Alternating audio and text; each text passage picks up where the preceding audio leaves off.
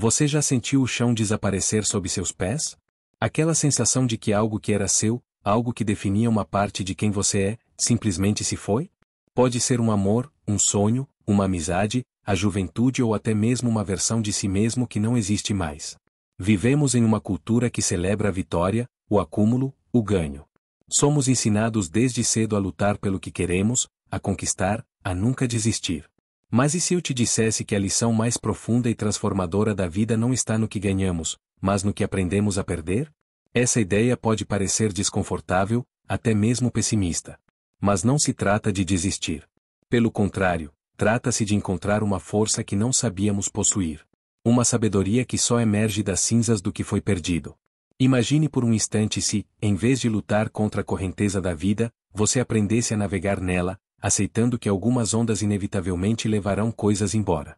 Que tipo de paz isso traria? Esta não é uma jornada sobre resignação, mas sobre resiliência. Sobre entender que o coração humano, para se expandir, precisa conhecer a contração da perda. Vamos explorar juntos como cada adeus, cada porta fechada e cada sonho desfeito pode, paradoxalmente, ser o portal para um autoconhecimento mais profundo e uma vida mais autêntica. Prepare-se para olhar para suas cicatrizes não como marcas de derrota, bate como um mapa da sua jornada. A jornada para aprender a perder, no processo, encontrar a si mesmo. Se você busca uma compreensão mais profunda sobre as reviravoltas da vida e quer transformar dor em sabedoria, este conteúdo foi feito para você. Então, já deixe o seu like e se inscreva no canal, porque a cada reflexão, você vai se sentir mais forte para abraçar a vida como ela é, com toda a sua beleza e impermanência. Uma natureza inevitável da perda. Desde o momento em que nascemos, começamos a perder. Perdemos a segurança do útero, perdemos a dependência total que nos conectava aos nossos pais. À medida que crescemos, perdemos dentes de leite, a inocência da infância, a certeza de que o mundo é um lugar simples e justo. A vida, em sua essência, é um ciclo contínuo de aquisição e despojamento. É como as estações do ano, a primavera traz o florescimento, o verão a plenitude, mas o outono inevitavelmente chega para nos ensinar sobre o desapego, preparando o terreno para o silêncio do inverno. Eu costumava lutar contra essa verdade. Cada perda, por menor que fosse, parecia uma falha pessoal, uma injustiça do universo. Eu me agarrava a pessoas, a momentos e a ideias com uma força desesperada, acreditando que, se eu segurasse com força suficiente, poderia impedir que escapassem por entre meus dedos. Lembro-me de uma amizade que terminou abruptamente. Passei meses, talvez anos, remoendo o que eu poderia ter feito de diferente, revivendo conversas na minha mente, tentando consertar o passado. Essa resistência à perda não me trouxe a amizade de volta, apenas me manteve preso a um fantasma, incapaz de seguir em frente e abrir espaço para novas conexões. Foi somente quando comecei a observar a natureza que essa lição começou a fazer sentido. Uma árvore não lamenta as folhas que caem no outono. Ela as libera, confia no processo e sabe que, ao se despojar do que é antigo, está criando as condições para um novo crescimento. A perda, nesse sentido, não é um fim, mas uma transformação necessária. É o universo nos dizendo que é hora de liberar peso, de deixar ir o que já cumpriu seu propósito para que algo novo possa nascer. Aceitar a inevitabilidade da perda não é ser passivo ou fraco. É, na verdade, um ato de coragem imensa. É olhar para a impermanência de frente e dizer, eu entendo. Eu aceito. E ainda assim, escolho viver plenamente. É saber que o amor pode terminar, mas ainda assim escolher amar profundamente. É saber que a vida é finita, mas ainda assim escolher vivê-la com propósito e paixão. Essa aceitação não elimina a dor da perda, mas a transforma. Em vez de um buraco vazio, a perda se torna um espaço sagrado de memória, gratidão e aprendizado. Ela nos ensina a valorizar o presente, a apreciar as pessoas e os momentos enquanto os temos, pois sabemos que nada é garantido. Aprender a perder é, em última análise, aprender a viver. 2. O luto pelos sonhos não realizados. Talvez uma das perdas mais silenciosas e dolorosas seja a dos sonhos que nunca se tornaram realidade. São os e que ecoam em nossas mentes nas noites insones. A carreira que não seguimos, o amor que não confessamos, a viagem que sempre adiamos. Esses sonhos não realizados são como fantasmas que habitam os corredores da nossa memória, lembrando-nos de uma vida que poderia ter sido. Eu carreguei por muito tempo o peso de um sonho específico, o de me tornar um músico profissional. Desde a adolescência, a música era meu refúgio, minha identidade.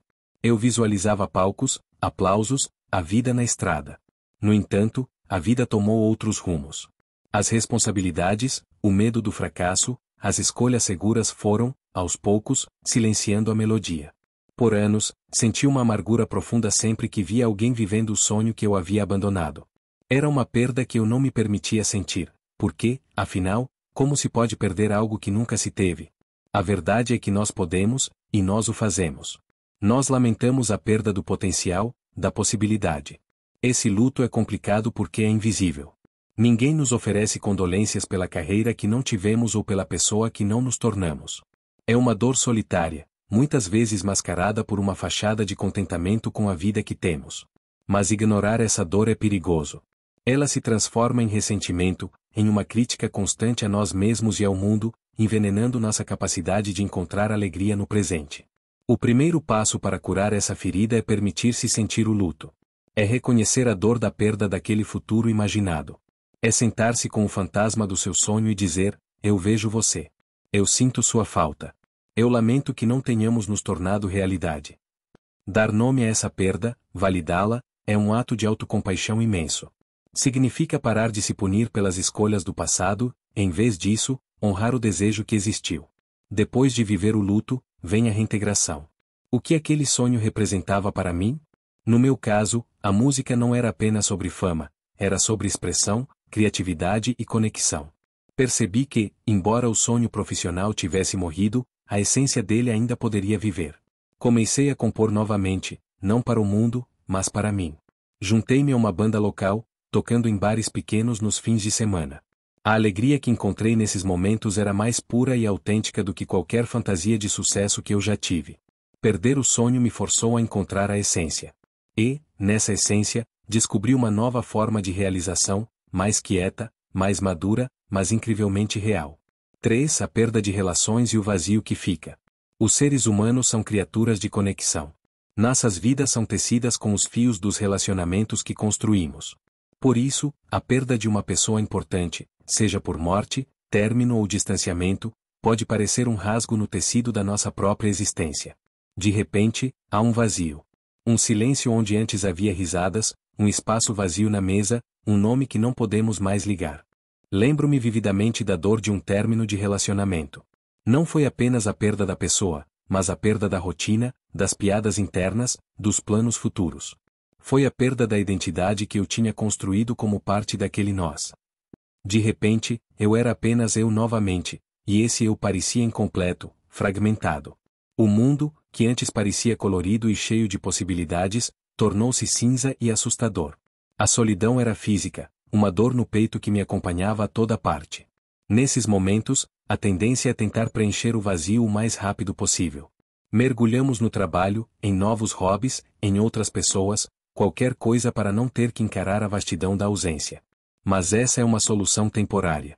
O vazio não desaparece, ele apenas fica escondido sob camadas de distração. A verdadeira cura começa quando temos a coragem de nos sentar com esse vazio. De explorar suas bordas, de sentir sua profundidade.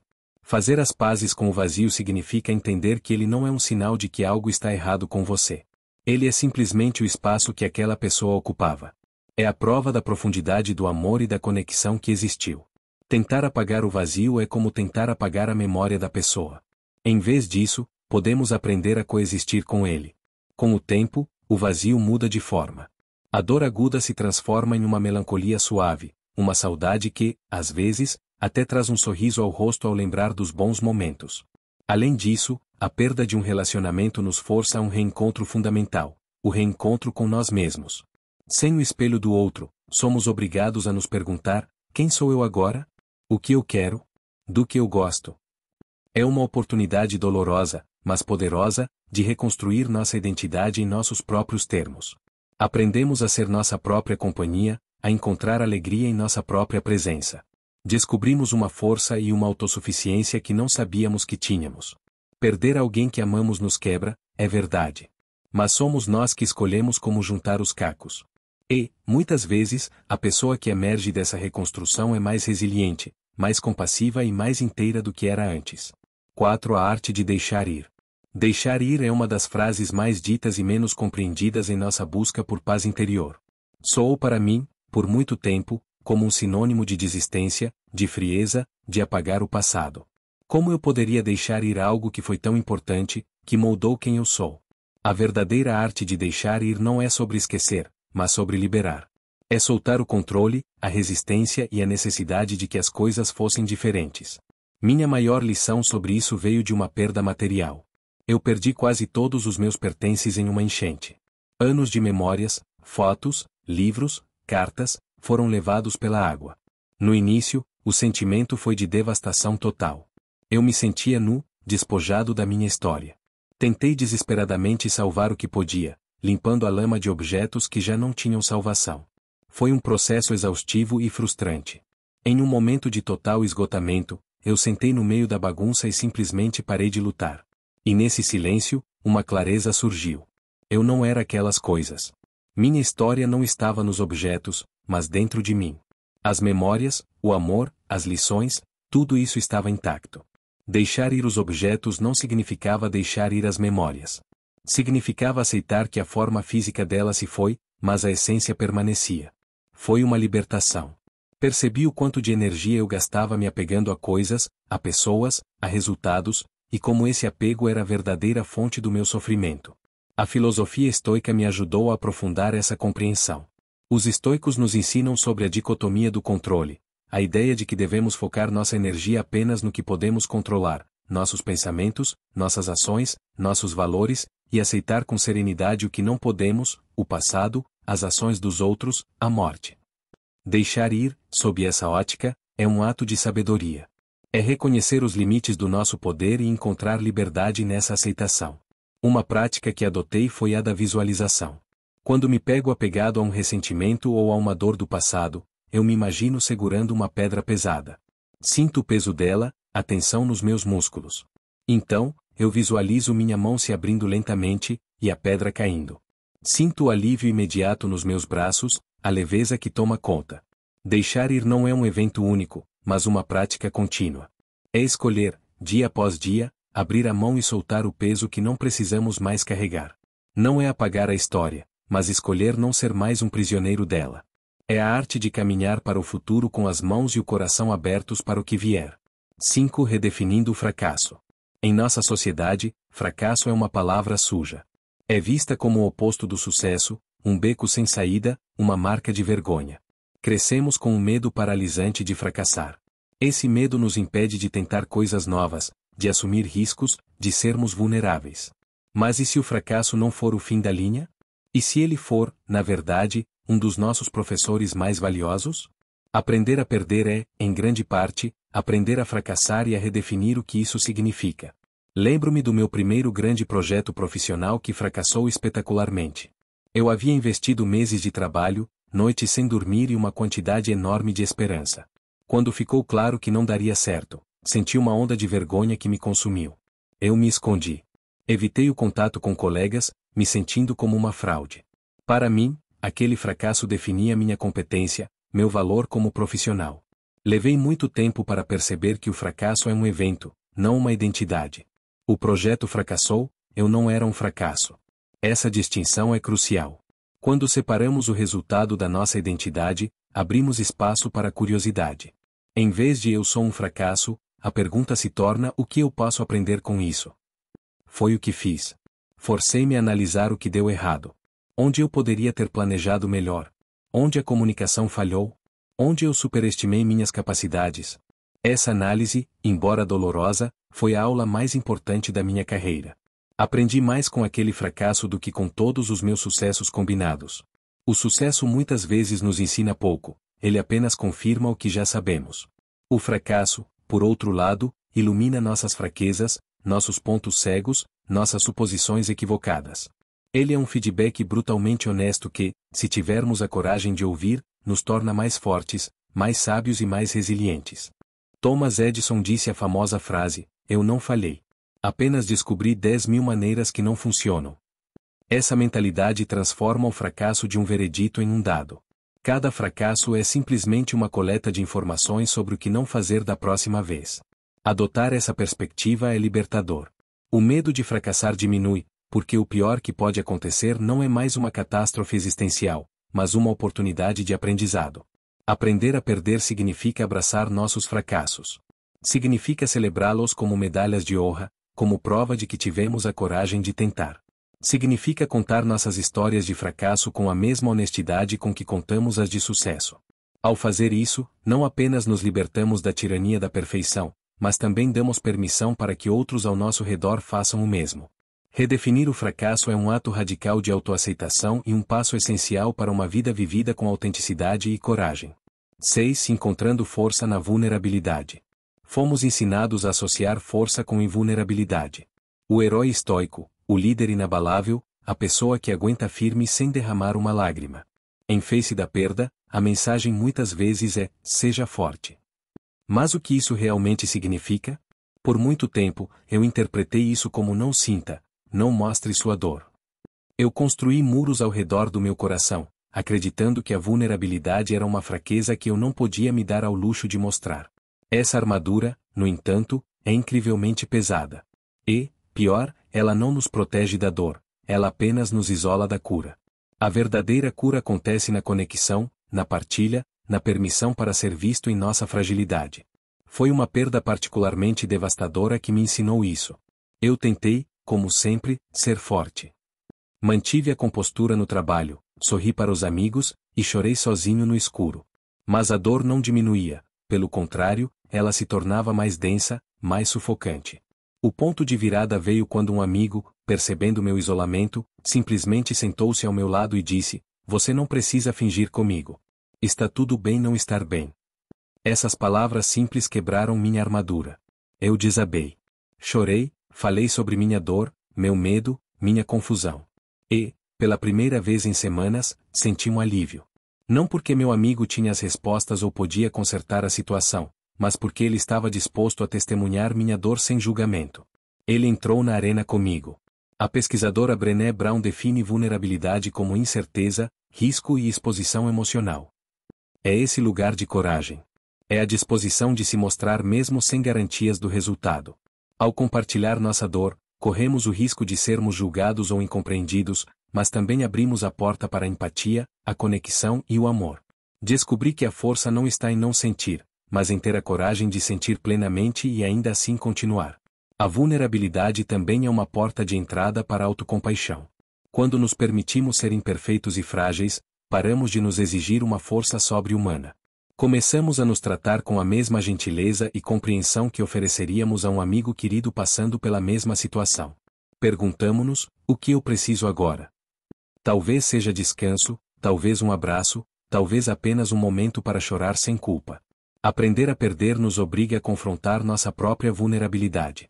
A perda nos desnuda, nos lembra de nossa humanidade compartilhada. Tentar cobrir essa nudez com uma armadura de força falsa é lutar uma batalha perdida. A verdadeira força emerge quando abraçamos nossa vulnerabilidade, quando reconhecemos que é em nossas rachaduras que a luz, e a conexão humana, pode finalmente entrar. 7. O ganho escondido na perda. É um paradoxo desconcertante. Como pode haver ganho na perda? Parece contraditório, uma tentativa de adoçar uma pílula amarga. No entanto, se olharmos para trás em nossas vidas, para os momentos de maior dificuldade e dor, muitas vezes descobrimos que foram precisamente esses momentos que forjaram as qualidades que mais valorizamos em nós mesmos: resiliência, empatia, sabedoria. A perda escava um espaço dentro de nós, e é o que escolhemos para colocar nesse espaço que define o ganho. Após uma série de perdas significativas em um curto período de tempo, um emprego, um relacionamento e a saúde de um familiar, eu me senti completamente esvaziado. Era como se a vida tivesse tirado tudo de mim. Eu estava amargo, cínico e focado apenas no que havia perdido. Minha perspectiva era um túnel escuro, sem luz no fim. A mudança começou de forma sutil. Comecei a notar pequenas coisas. A gentileza de um vizinho que me trazia comida.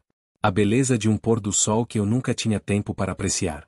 A profundidade de uma conversa com um amigo, agora despida de superficialidades. A perda me despiu de minhas distrações, de minhas ambições triviais, e me forçou a confrontar o que era essencial. E o que era essencial não estava nas coisas que eu havia perdido, mas nas conexões e na beleza que permaneciam. Este foi o primeiro ganho, a clareza. O segundo ganho foi a empatia. Antes das minhas perdas, eu simpatizava com a dor dos outros, mas de uma distância segura. Agora, eu a sentia. A dor me conectou a uma experiência humana universal. Quando um amigo falava sobre seu próprio sofrimento, eu não oferecia mais clichês vazios. Eu ouvia. Eu entendia o silêncio, a hesitação, o peso por trás das palavras. Minha dor se tornou uma ponte para a dor dos outros. Eu me tornei um ouvinte melhor, um amigo melhor, um ser humano mais compassivo. O terceiro e talvez mais importante ganho foi a resiliência. Resiliência não é a ausência de dor. É a capacidade de atravessar a dor e sair do outro lado, transformado. Cada vez que eu pensava que não aguentaria mais, e de alguma forma, aguentava, eu estava construindo um músculo interno. Descobri uma força em mim que eu nunca soube que existia, porque ela só é revelada sob pressão. A vida me derrubou, mas eu aprendi que podia me levantar. E cada vez que me levantava, ficava um pouco mais alto. O ganho escondido na perda não é imediato nem óbvio. Muitas vezes, só é visível em retrospecto. É o ouro que encontramos depois de peneirar quilos de cascalho. É a sabedoria que vem não de evitar o sofrimento, mas de atravessá-lo com o coração aberto. Aprender a perder é, em última análise, um convite para essa alquimia da alma, a transformação da dor em propósito, do vazio em espaço para o novo e da fragilidade em uma força inabalável. 8. A impermanência como mestra. A raiz de todo o nosso sofrimento em relação à perda é a nossa luta contra uma lei fundamental do universo. Tudo é impermanente. Queremos que o amor dure para sempre, que a felicidade seja um estado constante, que a juventude nunca desapareça. Agarramo-nos ao presente com a ilusão de que podemos congelá-lo. Mas a vida é um rio, não um lago. Ela está em constante movimento, e resistir a essa correnteza é a receita para o esgotamento e a frustração. As filosofias orientais, como o budismo, e as ocidentais, como o estoicismo, convergem neste ponto central. Os budistas falam de anicca, a impermanência de todas as coisas. Os estoicos praticavam o memento mori, a lembrança constante da morte, não como algo mórbido, mas como um lembrete para viver plenamente e com virtude no agora. Aceitar a impermanência não é abraçar o niilismo, é abraçar a própria vida em sua totalidade. Eu tive uma experiência profunda com essa ideia durante uma caminhada na montanha. Observei a paisagem, rochas milenares erodidas pelo vento e pela chuva, árvores que cresceram, morreram e se tornaram nutrientes para novas vidas, o rio que esculpia o vale lentamente ao longo de eras. Nada era estático. Tudo estava em um estado de fluxo, de devir. E, no entanto, havia uma beleza e uma paz profundas nessa dança eterna de criação e destruição. Naquele momento, minha própria vida, com minhas pequenas perdas e ganhos, pareceu se encaixar nesse padrão maior. Eu não era uma anomalia, eu era parte do fluxo. Essa percepção mudou radicalmente a forma como eu experimento a vida. Em vez de me apegar aos momentos felizes com medo de que eles acabem, eu tento saboreá-los mais profundamente, exatamente porque sei que são efêmeros. A beleza de um pôr do sol é intensificada pela consciência de que ele logo desaparecerá. A doçura de um momento com um ente querido é amplificada pela compreensão de que esses momentos são finitos e preciosos. A impermanência não rouba o valor dos momentos, ela o concede. Da mesma forma, a impermanência se tornou meu consolo nos momentos de dor. Quando estou passando por um período difícil, eu me lembro, isto também passará. Não é um pensamento para invalidar a dor, mas para me dar esperança. Assim como as nuvens escuras da tempestade eventualmente dão lugar ao sol, a dor e a tristeza também se movem, se transformam, eventualmente, se dissipam. Viver com a impermanência como mestra é um exercício diário. É praticar o desapego não com frieza, mas com amor. É amar as pessoas e a vida plenamente, sabendo que um dia teremos que nos despedir. É encontrar a estabilidade não nas circunstâncias externas, que estão sempre mudando, mas em nosso centro interno, em nossos valores, em nossa capacidade de nos adaptar e crescer. Aprender a perder é, em sua forma mais elevada, aprender a dançar com a impermanência, a encontrar a beleza no fluxo e a paz na aceitação. 9. Reconstruindo a identidade. Uma das consequências mais desorientadoras de uma grande perda, seja de um emprego, de um relacionamento, da saúde ou de um papel social, é a crise de identidade que se segue. Muitas vezes, construímos nosso senso de eu em torno desses pilares externos. Eu sou um gerente, eu sou o marido de fulana, eu sou um atleta. Quando esse pilar desmorona, a pergunta que ecoa no vazio é: se eu não sou mais isso, quem sou eu? Eu passei por isso quando saí de uma empresa onde trabalhei por mais de uma década. Meu trabalho não era apenas o que eu fazia, era quem eu era. Minha rotina, meus amigos, meu status social, tudo estava ligado àquele crachá. No dia em que o entreguei, senti como se uma parte de mim tivesse sido amputada. As primeiras semanas foram um borrão de desorientação. Eu não sabia o que fazer com meu tempo, como me apresentar às pessoas, qual era o meu propósito. A reconstrução da identidade é um processo lento, muitas vezes, confuso. Não há um mapa. Começa com a demolição do que restou da estrutura antiga. É um período de despojamento, de sentar-se com o não saber. E isso é assustador. Queremos respostas rápidas, um novo rótulo para nos agarrar. Mas a cura está em resistir a essa urgência. Está em permitir-se ser indefinido por um tempo. Nesse espaço de incerteza, comecei a fazer perguntas que não fazia há anos. O que eu realmente gosto de fazer, independentemente de ser produtivo ou me dar status? O que me desperta curiosidade? Quais valores são inegociáveis para mim? Lentamente, comecei a experimentar. Fiz um curso de cerâmica, algo que sempre quis fazer. Voluntariado. Passei mais tempo na natureza. Comecei a escrever um diário. Nenhuma dessas coisas, por si só, era a minha nova identidade.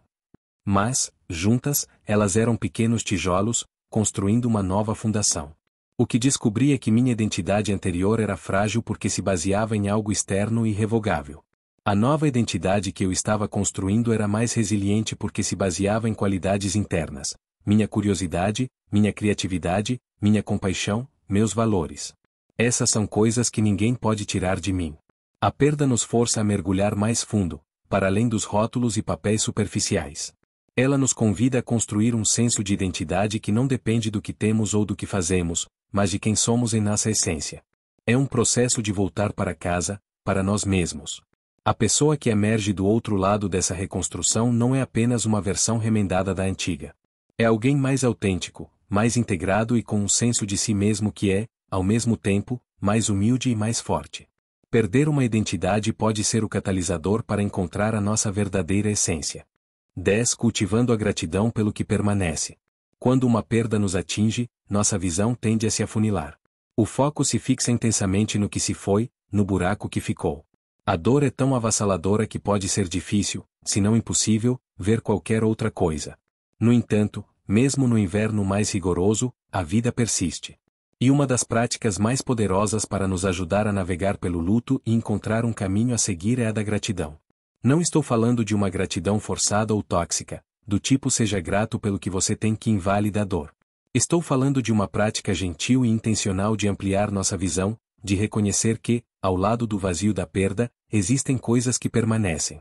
É um ato de equilíbrio, honrar a dor do que foi perdido enquanto, simultaneamente, se abre para a beleza do que ainda está aqui. Depois de um período particularmente sombrio, comecei uma prática simples, quase a contragosto. Todas as noites, antes de dormir, eu anotava 3 coisas pelas quais eu era grato naquele dia. No começo, era difícil. Algumas noites, eu escrevia, o café quente pela manhã, o sol que bateu na janela, uma música que ouvi no rádio. Pareciam coisas pequenas, insignificantes diante da minha dor. Mas, com o tempo, algo começou a mudar.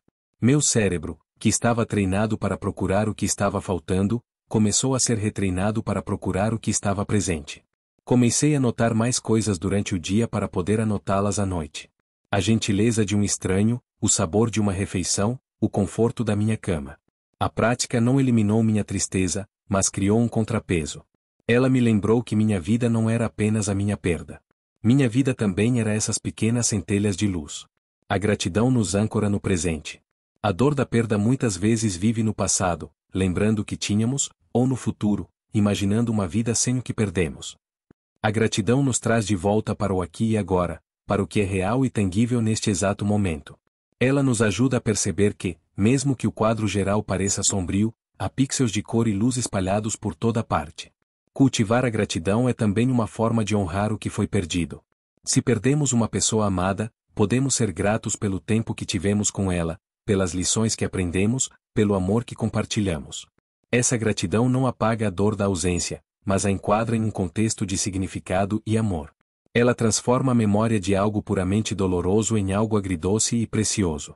Aprender a perder não significa viver em um estado perpétuo de carência. Significa desenvolver a capacidade de ver a plenitude ao lado do vazio. A gratidão é a ferramenta que nos permite fazer isso. É a luz suave que ilumina o caminho, nos mostrando que, mesmo depois da mais escura das noites, o sol sempre volta a nascer. Chegamos ao final desta jornada, mas o aprendizado, como a própria vida, continua. Exploramos a perda não como um inimigo a ser vencido, mas como uma mestra severa, por fim, sábia. Vimos que aprender a perder é aprender a soltar os sonhos que não se realizaram para abraçar a realidade que nos foi dada. É aprender a sobreviver ao fim dos relacionamentos para reencontrar a nós mesmos. É aprender a redefinir o fracasso como um degrau e a encontrar uma força inesperada em nossa vulnerabilidade. Então, eu te pergunto agora, qual perda em sua vida te ensinou a lição mais valiosa? Qual cicatriz você carrega que, hoje, te lembra não da dor, mas da sua incrível capacidade de se curar e continuar? A vida continuará nos apresentando perdas. É a sua natureza. Mas agora, talvez, possamos encará-las com um pouco mais de coragem, um pouco mais de compaixão por nós mesmos e um pouco mais de confiança em nossa capacidade de transformar o chumbo da dor no ouro da sabedoria. Lembre-se, você não está sozinho em suas perdas. Elas são o fio comum que nos conecta a todos na grande tapeçaria da experiência humana. Se esta reflexão ressoou com você, compartilhe nos comentários qual foi o seu maior insight. Qual o primeiro passo que você dará para praticar a arte de deixar ir? Vamos construir uma comunidade de apoio e aprendizado. E, claro, se você quer continuar nessa jornada de autoconhecimento, inscreva-se no canal, ative as notificações e prepare-se. Porque a cada vídeo, estamos juntos, aprendendo a viver de forma mais plena, consciente e resiliente. O melhor ainda está por vir.